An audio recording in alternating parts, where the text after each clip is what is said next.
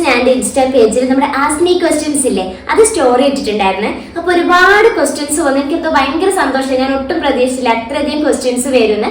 അതിൽ ഞാൻ കുറച്ച് ക്വസ്റ്റ്യൻസ് സെലക്ട് ചെയ്ത് വെച്ചിട്ടുണ്ട്. അപ്പോൾ അതിന് ആൻസർ എനിക്ക് എന്താ പറയാനുള്ളത് നമുക്ക് കേൾക്കാം. വായോ.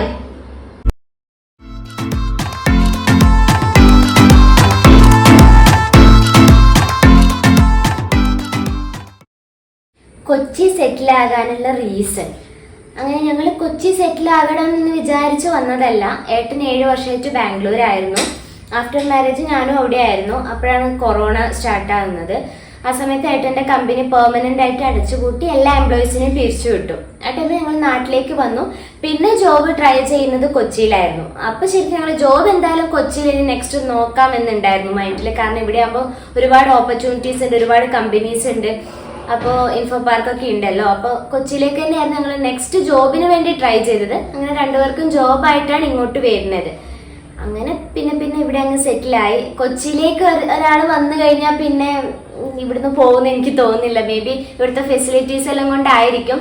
ഇനിയിപ്പോൾ എനിക്ക് ഏട്ടന് ബാംഗ്ലൂരേക്ക് അല്ലെങ്കിൽ വേറെ ഏതെങ്കിലും സ്ഥലത്തേക്ക് ഒരു ജോബ് ഓപ്പർച്യൂണിറ്റി വരികയാണെങ്കിൽ ഞങ്ങൾ എന്തായാലും ചൂസ് ചെയ്യില്ല.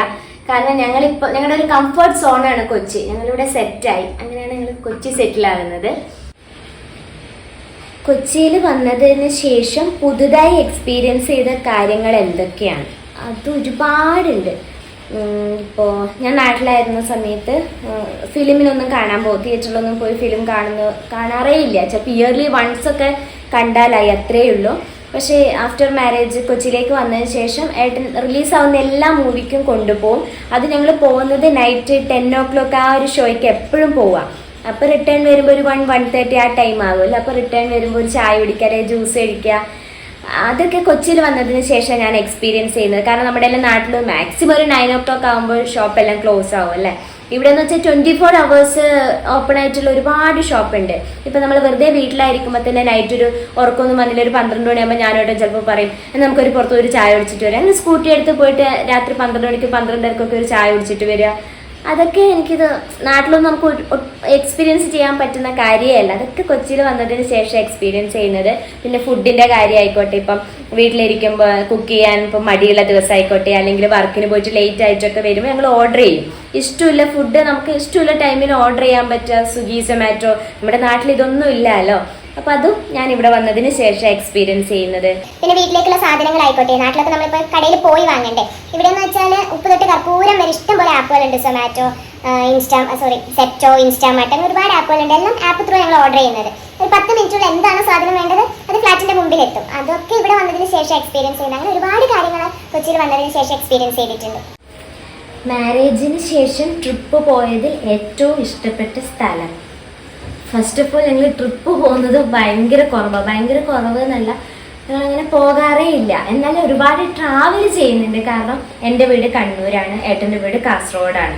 അപ്പോൾ കൊച്ചിയിൽ നിന്ന് കണ്ണൂരേക്കും കാസർഗോഡേക്കും തന്നെ ഓൾമോസ്റ്റ് ഒരു 9 hours, 8 to 9 hours ആ ഒരു ജേർണി ഉണ്ടല്ലോ. പിന്നെ കൊച്ചി കഴിഞ്ഞാൽ ഞങ്ങൾ ഏറ്റവും കൂടുതൽ ഉണ്ടാവാറ് ചെന്നൈ, ഞങ്ങൾ അങ്കിൾ ആൻറ്റിയുടെ അടുത്താണ്. അപ്പോൾ കൊച്ചിയിൽ നിന്ന് ചെന്നൈയിലേക്കും അടിക്കടി പോകാറുണ്ട്, ട്രാവൽ ചെയ്യാറുണ്ട് ഒരുപാട്. പക്ഷെ അങ്ങനെ ട്രിപ്പായിട്ട് ഞങ്ങൾ പോയത് ആകെ മൂന്നാർ മാത്രമാണ്. അത് 3 പ്രാവശ്യം പോയിട്ടുണ്ട്. 3 പ്രാവശ്യം മൂന്നാറേക്ക് തന്നെയാണ്.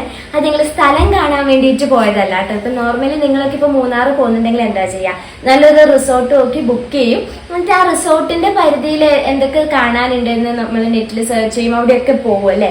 പക്ഷെ ഞങ്ങൾ അതിന് പോകുന്നതല്ല.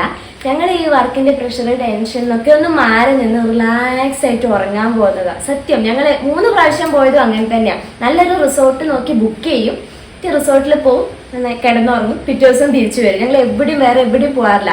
അതെന്തോ എനിക്കും ദിനോട്ടിനും ഒരേപോലെ ഭയങ്കര ഇഷ്ടമുള്ളൊരു കാര്യം, ഞങ്ങൾ എൻജോയ് ചെയ്യുന്ന ഒരു കാര്യം. അത് ഒറ്റ തവണ മാത്രം ആ റിസോർട്ടിൽ, ഏതൊരു റിസോർട്ടിൽ പോയ സമയത്ത് അവിടുത്തെ ഓണർ വന്ന സമയത്ത് അവിടെ നൈറ്റ് മൂന്നാർ, അത് ഏത് റിസോർട്ടാണ് എനിക്ക് ഓർമ്മയില്ല, ആനക്കുളം എന്ന് പറഞ്ഞിട്ട് ഞങ്ങൾ സ്റ്റേ ചെയ്ത റിസോർട്ടിന്റെ അടുത്തൊരു സ്ഥലം ഉണ്ടായിരുന്നു, ആനക്കുളത്ത് പോകാൻ വേണ്ടിയിട്ട് അതിന്റെ റിസോർട്ടിന്റെ ഓണർ ഇറങ്ങിയ സമയത്ത് ഞങ്ങളോട് ചോദിച്ചു നിങ്ങൾ വരുന്നോ എന്ന് ചോദിച്ചു. ഞങ്ങൾ അവരെ കൂടെ ഒന്ന് പോയായിരുന്നു. അതൊരു ഭയങ്കര പ്രത്യേകതയുള്ള ഒരു സ്ഥലമായിരുന്നു കേട്ടോ. അതെന്താണെന്ന് വെച്ചാൽ അതൊരു റിവറാണ്. നൈറ്റ് ആകുമ്പോൾ ആനകൾ ഇറങ്ങി വരും ആ റിവറിന് വെള്ളം കുടിക്കാൻ വേണ്ടിയിട്ട്. അത് എന്താ വെച്ചാൽ അവരെ തുമ്പിക്കൈ വെച്ച് സക്ക് ചെയ്ത് കുടിക്കുമ്പോൾ ആൽക്കഹോളിന്റെ കണ്ടന്റ് കിട്ടും പോലും. അതിന് വേണ്ടിയിട്ട് ആനകൾ ഇങ്ങനെ ഇറങ്ങി വരും.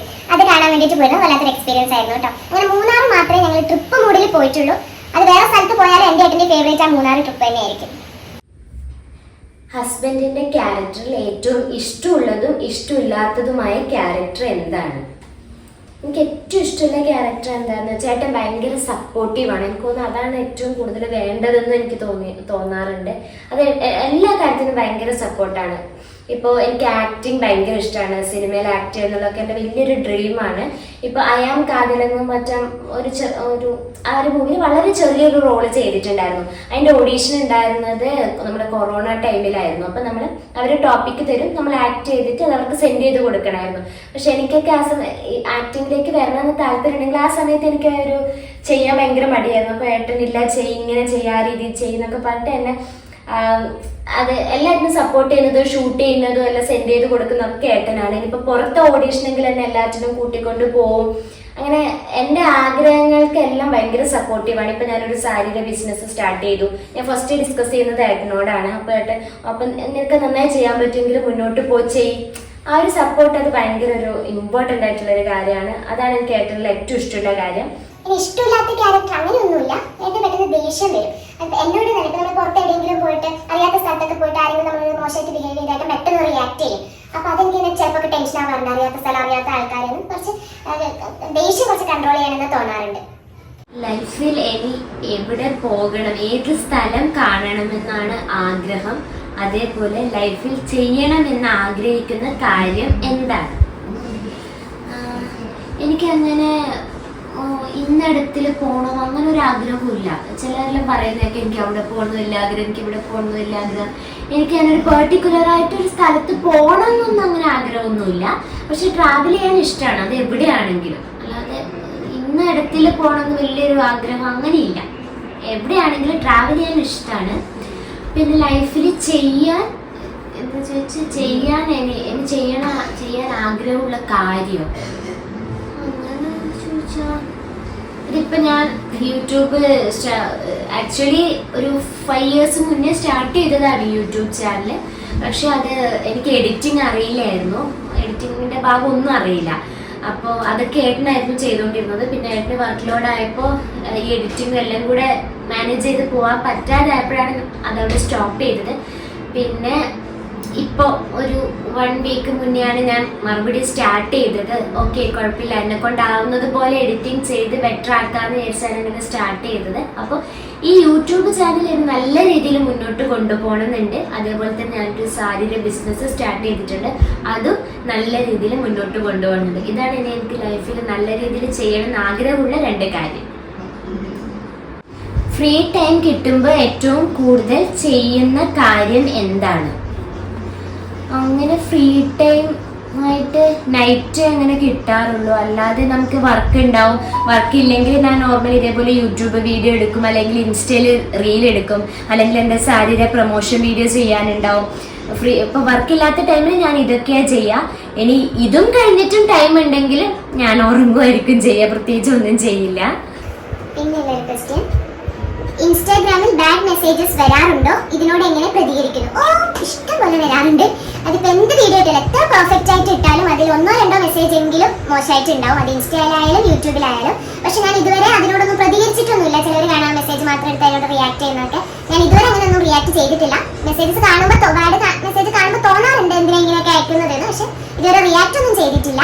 ചെയ്തിട്ട് പ്രത്യേകിച്ച് കാര്യമൊന്നും ഇല്ല എന്ന് തോന്നുന്നതാണ്. അത് അവരുടെ ക്യാരക്ടറാണ്. ഞാൻ റിയാക്ട് ചെയ്തുകൊണ്ട് ചേഞ്ച് ആവാനൊന്നും പോകുന്നില്ല. അതുകൊണ്ട് ഞാൻ ഇതുവരെ ബാഡ് മെസ്സേജസ് റിയാക്ട് ഒന്നും ചെയ്തിട്ടില്ല. വരാറുണ്ട് ഇഷ്ടം പോലെ. പിന്നെ ഇനി ഒരുപാട് ക്വസ്റ്റ്യൻസ് ഉണ്ട്. ഞാൻ എല്ലാം ഇങ്ങനെ പറഞ്ഞ് നിങ്ങളെ ബോർ അടിപ്പിക്കുന്നില്ല. ലാസ്റ്റ് ടേക്ക് ഞാനൊരു ക്വസ്റ്റ്യൻ വെച്ചിട്ടുണ്ടായിരുന്നു. കാരണം എന്താ വെച്ചാൽ എൻ്റെ ഒരു പേഴ്സണൽ കാര്യം ചോദിച്ചതല്ല. ഞാൻ പറഞ്ഞിരുന്നല്ലോ ഒരു സാരിയുടെ ബിസിനസ് സ്റ്റാർട്ട് ചെയ്തിട്ടുണ്ട്. അപ്പോൾ ഒരു ചേച്ചി ചോദിച്ചിട്ടുണ്ടായിരുന്നു, ഓൺലൈൻ ബിസിനസ് ആയതുകൊണ്ട് നമുക്ക് വന്ന് കാണാനോ മെറ്റീരിയൽ ടച്ച് ചെയ്ത് നോക്കാനോ പറ്റില്ലല്ലോ. അതുകൊണ്ട് ബിസിനസ് സ്റ്റാർട്ട് ചെയ്ത് അന്ന് തൊട്ട് ഇന്ന് വരെ ഏറ്റവും കൂടുതൽ എൻക്വയറി വന്ന സാരിയുടെ ഫോട്ടോസ് കാണിക്കാമോ എന്ന് ചോദിച്ചിട്ട്, എന്തായാലും ഞാൻ ഈ വീഡിയോയുടെ എൻഡിൽ ഇതുവരെ ഏറ്റവും കൂടുതൽ കസ്റ്റമേഴ്സ് ചോദിച്ചത് ഞാൻ റീസ്റ്റോക്ക് ചെയ്തതുമായ സാരിയുടെ ഫോട്ടോസ് ഞാൻ കാണിക്കാം കേട്ടോ.